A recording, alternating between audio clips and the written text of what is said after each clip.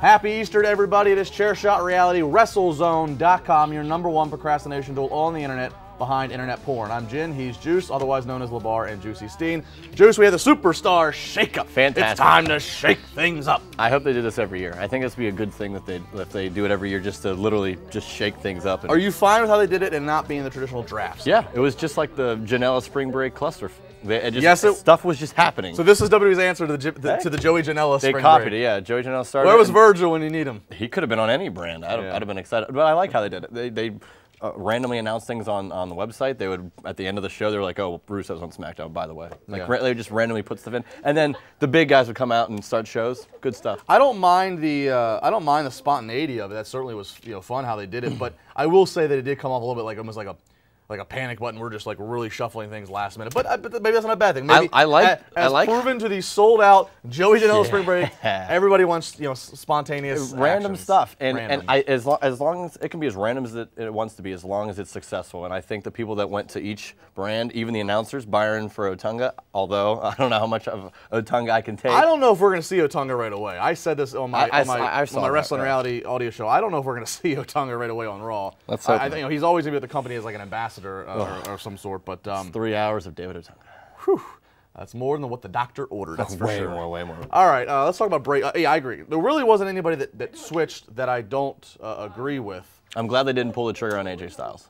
Yes, I will agree with that. And Bray Wyatt. Let's talk with him. Bray Wyatt goes to Monday Night Raw. This is probably the most shocking, just because he's still in the feud with the WWE champion Randy Orton. This is the same lines as the Kevin Owens going to SmackDown, and he's also going to have his U.S. title match, and whoever wins that match will be the champion, but face a guy on SmackDown. So if Jericho wins it, he would be on SmackDown. Yeah. Same thing with Wyatt here. He's not like Wyatt's not going to win the WWE title. It's not impossible to think. It's not impossible to think that for the fact, look, Raw is still the flagship show to Vince and WWE. Even as good as SmackDown's been, even as the fact that it's live, so it has more importance, I would not be shocked. Brock Lesnar's going to be gone for a little bit because he's Brock Lesnar. I would not be shocked if that WWE Championship also goes over to Raw. Really? And then that leaves the United States title to have some prominence on Tuesday SmackDown. Because the United States title, I mean, look, AJ Styles and I'm going to get membership for it. So. I disagree with having the title or both titles on one show. Essentially, it'd be only one because we're not going to see Lesnar for quite some time. Probably. I think Lesnar will end up defending at Payback and winning, but then it'll be another, 6 or 7 weeks before his next show. They haven't announced Brock at Payback yet, have they? No. I'm sure he'll have a match. At Payback? Brock? He's going to defend the title. No, he doesn't. Yes, he does. He's going to defend the title. He's going to go months before we see So when's his first title defense? You're going to grow more facial hair before he ever comes. That's impossible. When's the first title defense then? Not until at least SummerSlam. SummerSlam? Maybe. Oh my at least until God. June. At least till June. Which is what, Money in the Bank? At least till June. Isn't Money in the Bank a SmackDown pay-per-view? No, maybe it is. Well, any which way, it's going to be at least it's going to be summertime. I think it's going to be what I've read and gathered, and what I think is the current thing is that he's going to be with Braun for a little bit of the summer. I don't think anything happens, but the main goal here is to have him versus Roman again at Mania 34. All right. Well, that's the Dave Meltzer. No, but I agree. The telescope 12 months later. It's not. I don't think that's a far-fetched idea. So, in regards to what we're talking about, I don't think the other title is going to be switched here. I think Orton will remain champion and have something just on SmackDown. I don't think there's any.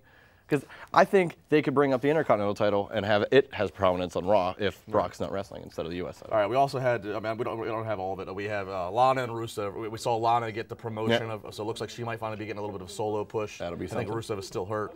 Any other notable moves that you said, all right, that had to happen? New Day's going to be coming to SmackDown, which makes a lot of sense.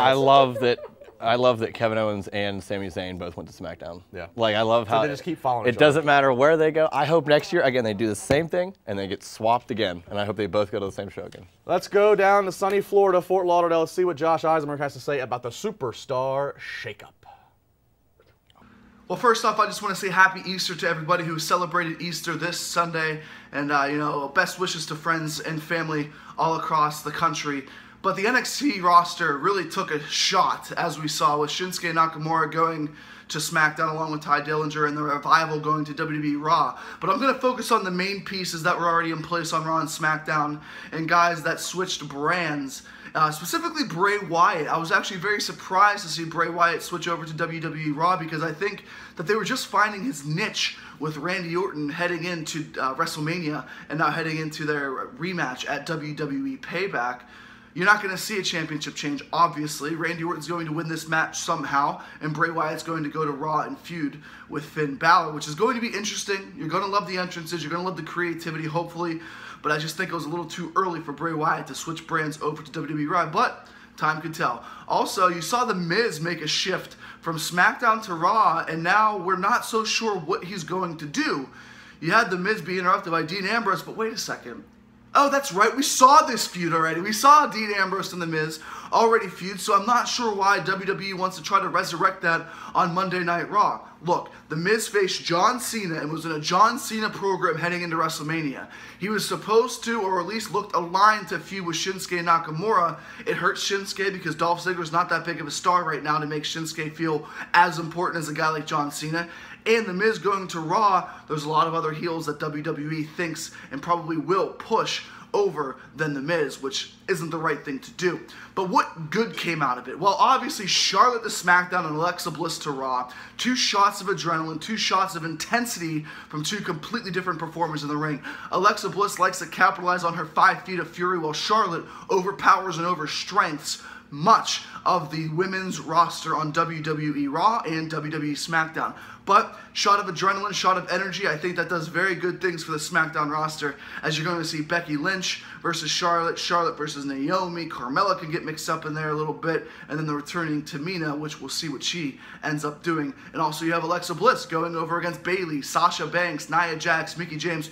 That 1 or 2 changes shows you that the women's division is deep and is plentiful right now in 2017. My best thumbs up that I really think is going to help is Kevin Owens to SmackDown Live. Sami Zayn, first off, is not going to be world champion just because he moved to SmackDown Live. I'm sorry, it's not going to happen in 2017. Maybe it'll go to 2018, and maybe he'll become United States champion down the road.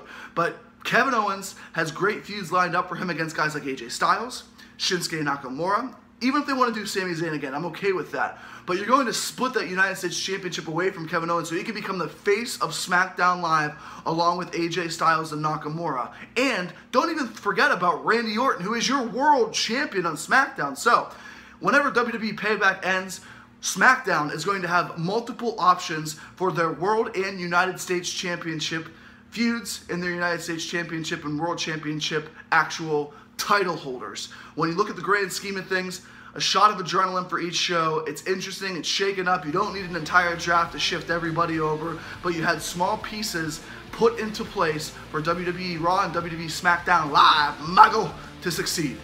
This is Josh Eisenberg 4 on Twitter. Tweet me, let me know your thoughts. I want to hear all about it. Chairshot Reality all weekend long here on WrestleZone.com.